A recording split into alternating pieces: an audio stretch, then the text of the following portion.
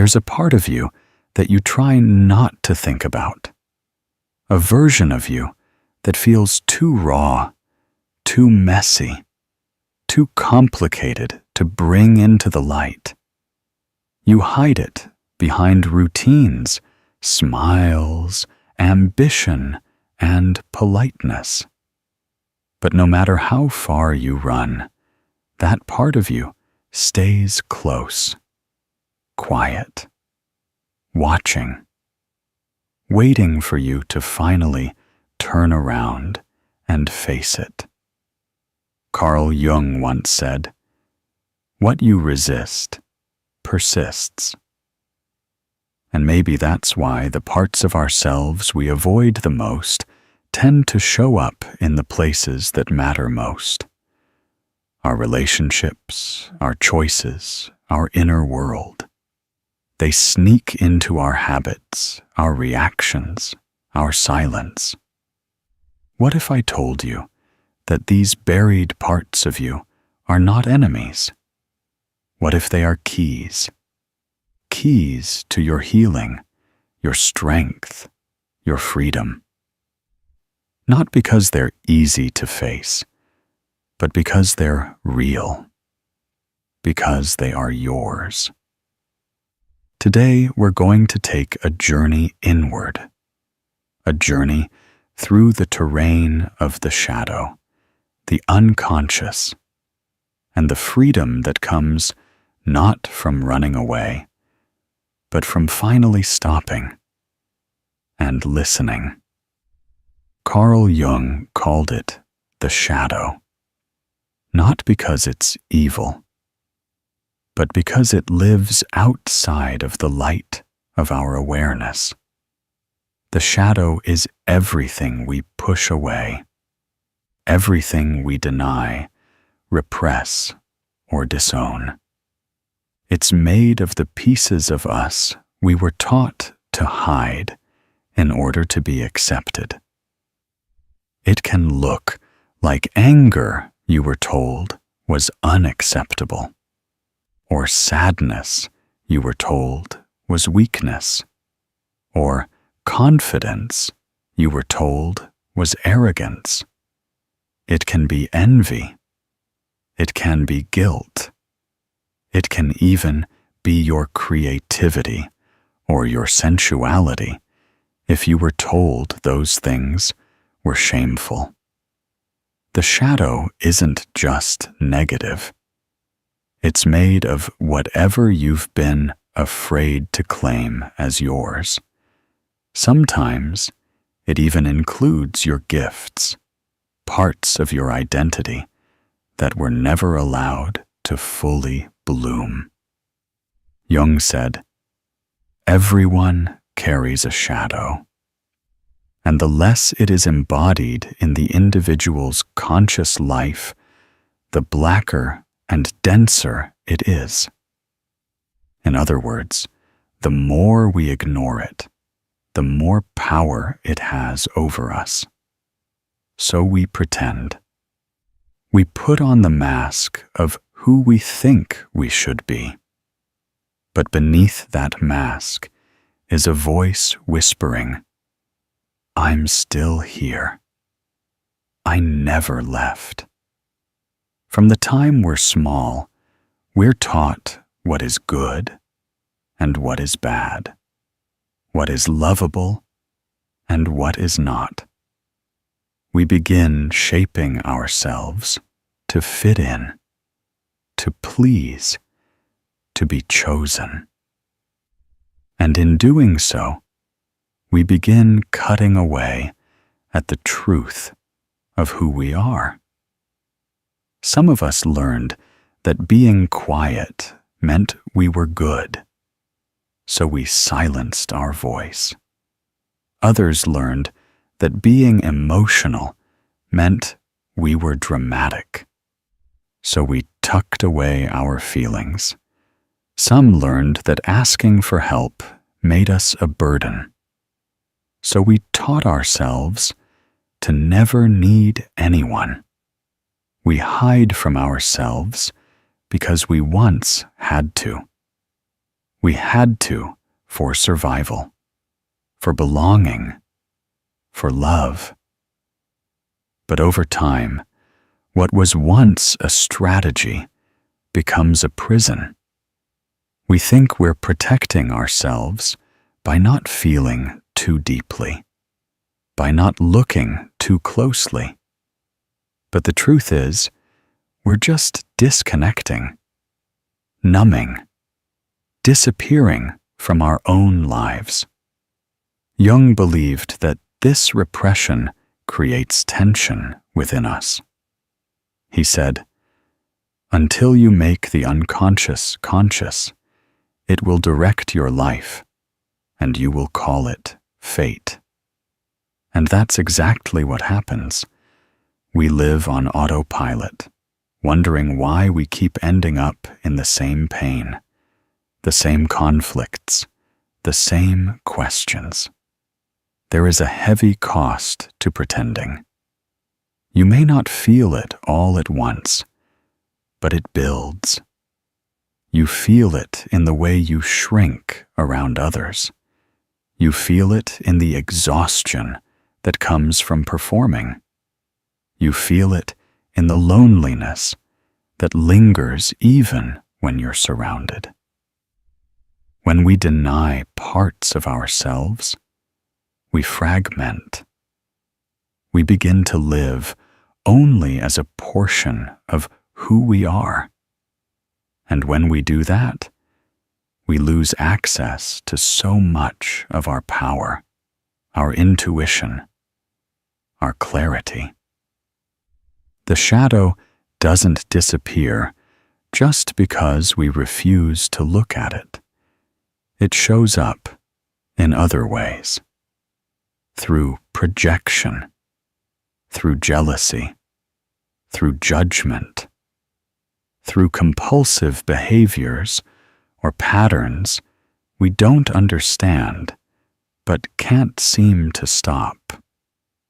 We tell ourselves we're in control, but the more we suppress, the more the shadow controls us. When someone triggers you, what if that trigger is actually an invitation? An invitation to look inward instead of lashing out. To ask, why does this bother me so deeply? Because somewhere inside, there's a wound asking to be seen.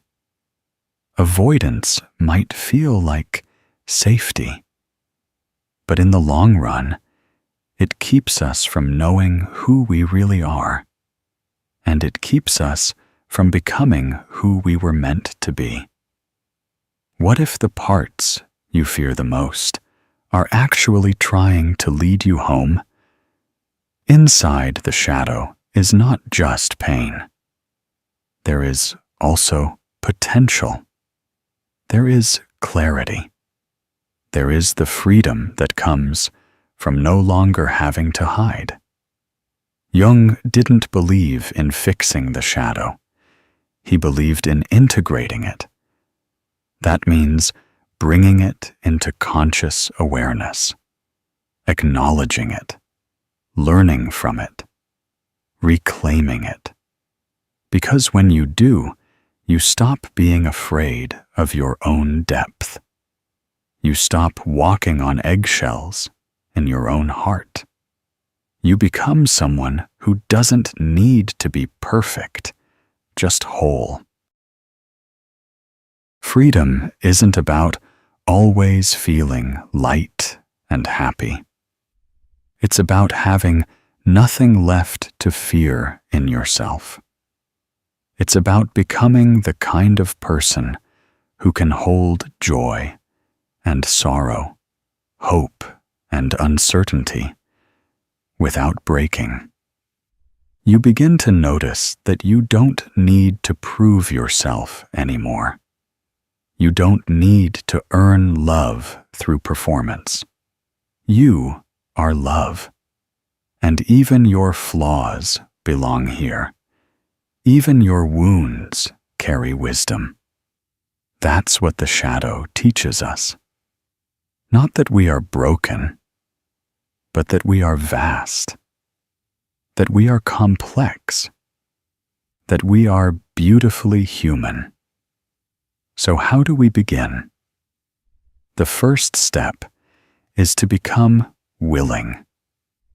Willing to feel, willing to see, willing to sit in the discomfort without running. Shadow work isn't about digging through your past just to feel worse. It's about becoming intimate with your truth. Start small. Pay attention to what triggers you. Those reactions are clues. They point to something tender, something hidden. Ask yourself what you were taught to suppress. What feelings weren't safe growing up? What dreams did you abandon because someone said they were unrealistic? You can journal. You can practice self-inquiry. You can have imaginary conversations with the parts of you you've silenced. Jung used a process called active imagination, allowing the unconscious to speak through images, symbols, and inner dialogue. Let these parts express what they need. Listen without judgment. Respond with compassion. This is a slow process, not a quick fix. But over time, your inner world becomes a safer place. And with that safety comes healing.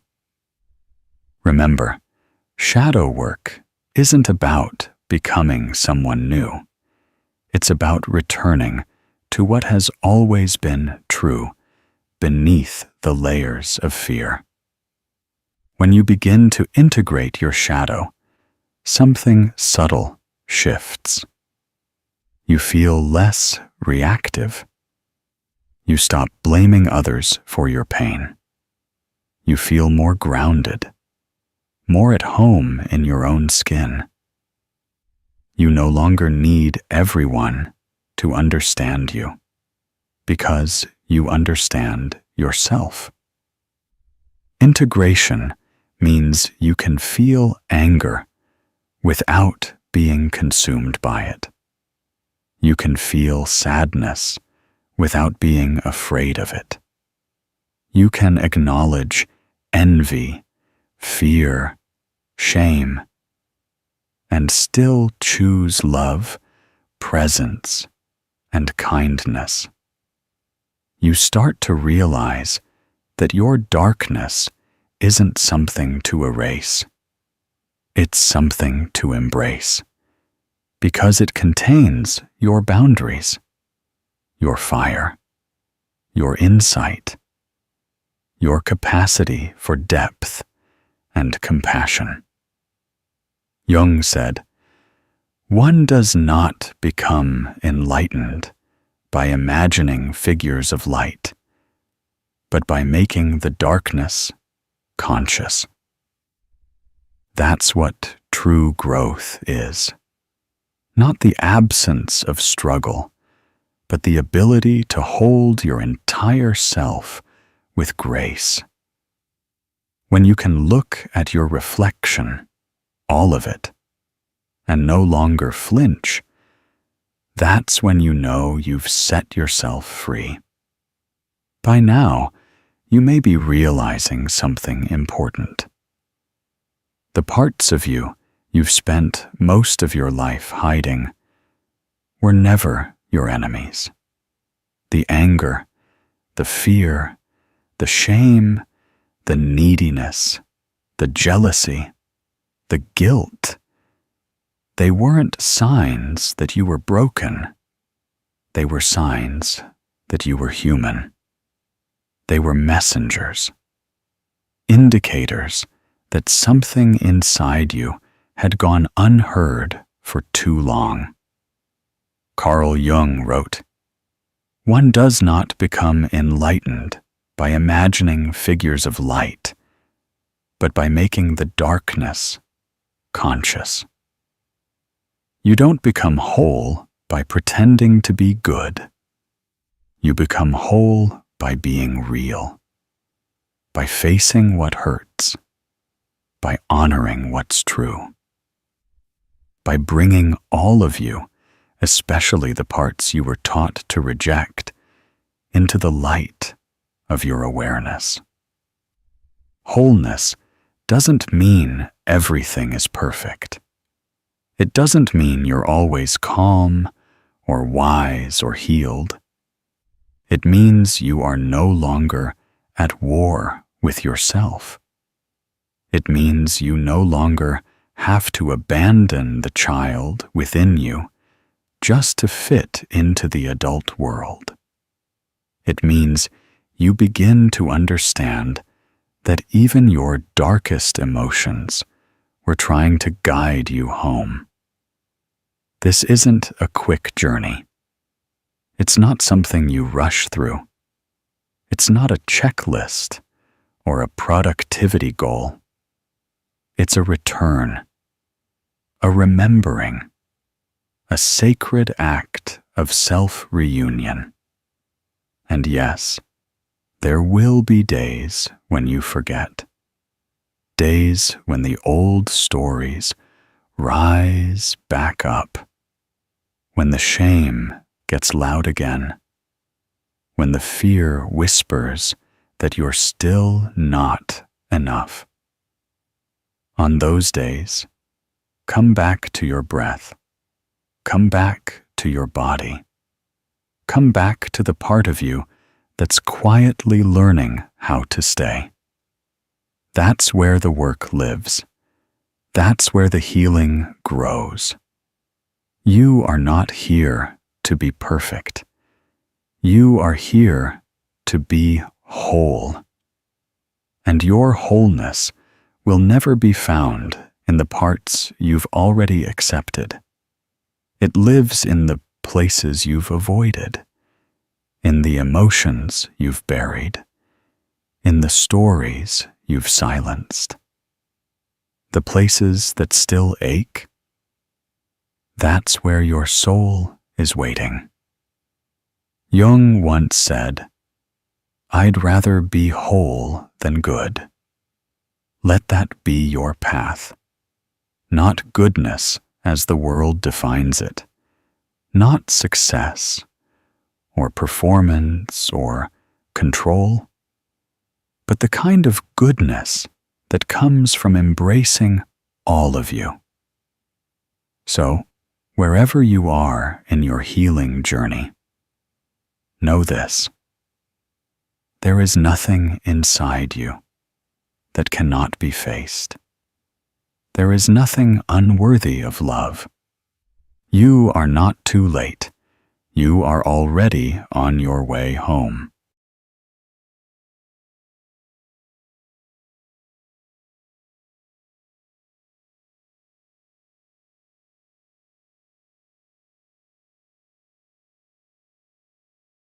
I hope this video was helpful. If this resonated with you, don't forget to like, share, and subscribe. I'd love to hear from you. Drop a comment below and share your thoughts or experiences. Thanks for watching.